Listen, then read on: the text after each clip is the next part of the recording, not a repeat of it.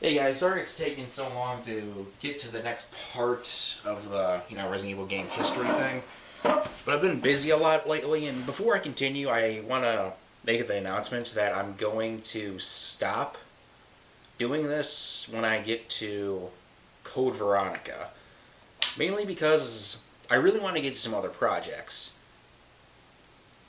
And I'm not going to just stop entirely, like maybe for next year's special I'll finish up on the series, but I want to get to some other things that me and Jason have been working on.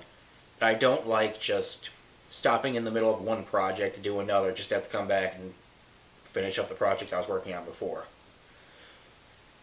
Honestly, I don't exactly remember where we left off, but I remember talking about how Jill Valentine's kind of sounded like a bitch by saying everyone kind of had what was coming to them with Raccoon City, going to hell. Another thing is, I'm going to be going through these a lot faster. Again, because I want to get it over with. Because, like I said, me and Jason already have a Let's Play done. Granted, it's only like 3 or 4 parts because it's an arcade game, but regardless. So going from wherever, Jill eventually meets up with Carlos, a man who has the ability to lose his accent pretty damn quickly. It's really weird because for when you first meet him, he sounds like he has an accent, but when you get to the later part of the game, it's just kind of gone. Then again, this was Resident Evil voice acting we're talking about, so I guess that shouldn't surprise me. She eventually, there are two ways you can meet up with him. I don't know if I talked about this, but it's called the live selection or live selection, one of those two. And you get to make a choice. Like sometimes, okay, I'm not making much sense here. You don't. The game kind of changes. Like you can go to one area before the other. Like you can go to Raccoon City newspaper, whatever the fuck it's called, Raccoon City News, a newspaper place, whatever. I don't know what the fuck to call it. And you'll encounter Carlos there and Nemesis. But you could go to the diner, excuse me, and encounter Nemesis and Carlos there. However, when you go into uh, one of them doesn't have the. No, I think they both have the item. Man, I do not remember Resident Evil 3 all that well anymore. Well, regardless, the live selection changes up the game, which adds replay value to it, is what I'm getting at. So after you meet up with him, you'll eventually meet up with Nikolai, and I think Mikhail is his name. All are part of the UBCS, which is the Umbrella Biohazard Containment Unit, I think. I don't remember anymore.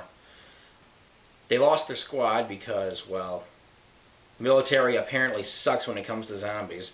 I don't know, you ever notice that, like in any game or movie, when the military gets involved at all, they just get killed. They're just fucking decimated by the zombies. I don't know, you would think people after, I don't know, shooting a zombie about 5 times in the chest and it doesn't die would think, maybe I should aim somewhere else, but apparently not. Fuck, I forgot to watch the time myself. Oh well. And speeding through this is going to be a pain, so I'm just going to be skipping details all over the place. You have to do a bunch of random things, like, well, not random, but you need to fix the trial you're in order to get to a watchtower, which is the extraction point for the UBCS team. It kind of changes, like, I don't remember the details. I think if you go to the gas station first, you'll encounter Nikolai there, but if you go to some other building, I don't know what the hell it is, you'll encounter Mikhail there. Or it might be vice versa, and you'll encounter Carlos. It's, like I said, it's kind of just like a replay value thing to see what might happen, what's different. Live selection usually doesn't seem to change too much. I think it might change enemy placement, but I haven't. It's been a while since I've experimented with that. I usually just go the one way because it's the easiest. I think. I'm sorry, I need a drink.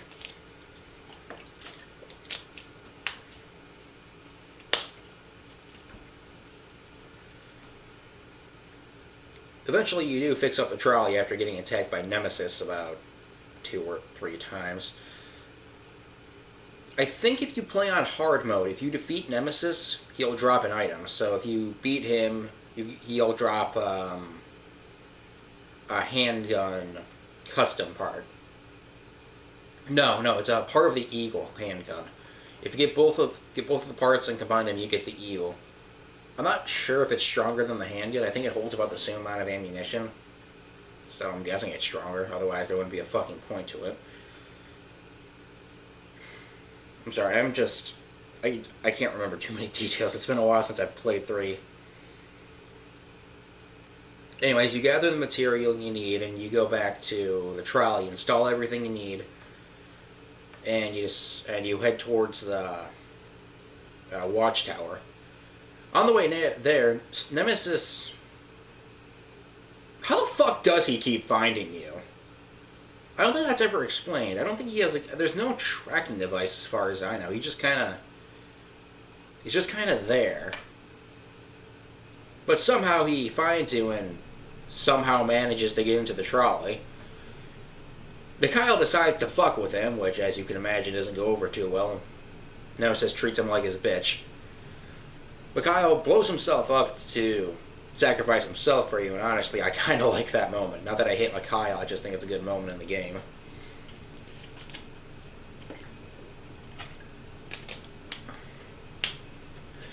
And you get to choose, and the trolley is just pretty much fucked up beyond repair because Mikhail let off a grenade in it, so obviously part of it's going to be destroyed. And you could choose whether to apply the emergency brake or jump out the window. I kind of like jumping out the window because, I don't know, it's just like Jill saying to Carlos, fuck you, I'm out of here. Because Carlos doesn't get out. He gets caught up in the explosion and somehow lives. So you end up at the clock tower, but you need to, of course, do a fucking puzzle to get it, because I guess they didn't bring flares. I don't know. Why would you want to... Why do I need to solve a puzzle to ring a bell? Couldn't I just, I don't know, find something heavy to hit the bell with, and that would count? I don't know. Of course, you encounter Nemesis again, and nothing really comes of it. But then after... I'm sorry, I'm mixing myself up with earlier.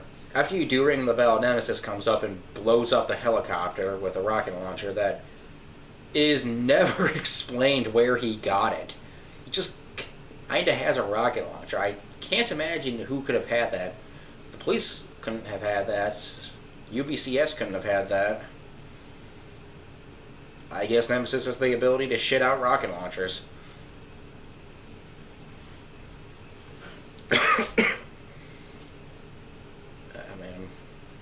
Drawing a blank right now. Okay. After that, he jumps down at Jill and attacks her. He infects her with, I think, the T virus. I'm not sure what he infects her with, but she's infected. And it's a boss fight, and it is annoying because you do not know what your health is. Because Jill, okay, if you've played the games, you know that if your character is in caution, they'll be holding like their side. I have no idea why they're holding their side since zombies. Since it seems like the vast majority of times when you take a hit, it's on your arm. So I don't know why the character is holding their, like the side of their stomach. It would make more sense if they were holding their arm. But that's what Jill does. So, and when you're infected, it's just the infected rate. Excuse me. Infected rate looks like poison rate, so it's purple. So you don't know how you are. You won't know if you're in danger or not until Jill starts limping, which isn't a good thing. I mean, both in that you don't want to be in red, and that since you can't tell, you're just kind of fucked. You've got to be really paranoid. You got to know. That's actually something that kind of sucks with the Resident Evil, the old Resident Evil games, is that if you're underprepared, you're just dead. You were dead on arrival because you didn't know that there was a boss fight here. You could just you could just have like a handgun with 30 rounds. That's not going to cut it. Man, that would suck. Hold on, I'm just going to check the time. Sorry, I forgot to bring my watch with me. Okay, 9 minutes. Okay, I got it. 6.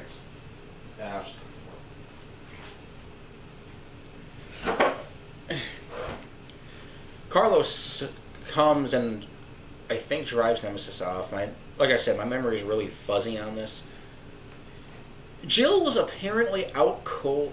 like after the battle, of course, she was out cold for, I want to say 3 days. I could be wrong. And I'm not quite sure why. Yeah, she was infected, but how the fuck did she not turn into a zombie? I'm sorry, that's kind of an issue with me since everyone else you meet just kind of turns into a zombie immediately. Like, the second they are bit, fucked. No chance. They are dead. Well, undead. I mean, I guess there are some, like, other cases like that, like Forrest, who doesn't become a zombie until you walk past him to the herbs, at least in the remake. I don't remember if he gets up or not in the original game. I haven't played that one as much as the remake. Anyways, he somehow doesn't succumb to zombieism, or whatever the fuck you'd call it. And Carlos just decides he's gonna go to a nearby Raccoon City hospital. I don't know why. He just kind of thinks, I'm gonna go to that hospital. I mean, I guess it's possible he did know that it was also like an umbrella facility, but there's no proof of that. There's nothing ever saying that he knows what the building is. He just kind of wanders in there, and thank God they developed a cure for it. You know, that hospital he happened to be nearby and just happened to go into happened to have a cure. It's like the mother of all fucking coincidences. You get that, run back to jail, give her the injection. Yeah, you play as Carlos for a while.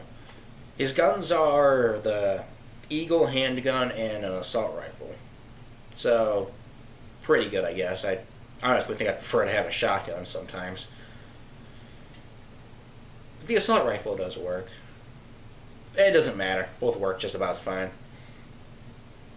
Although the assault rifle's way of ammunition is kind of strange since it's in percent, so it's like 100%, but then if you fire it for a while, it'll be like 95%. Fire it a little bit, then it'll go down to 93 or something. It's very confusing. I never know how many shots I have with it. Well, I think I'll just end the video right now. So, till next time.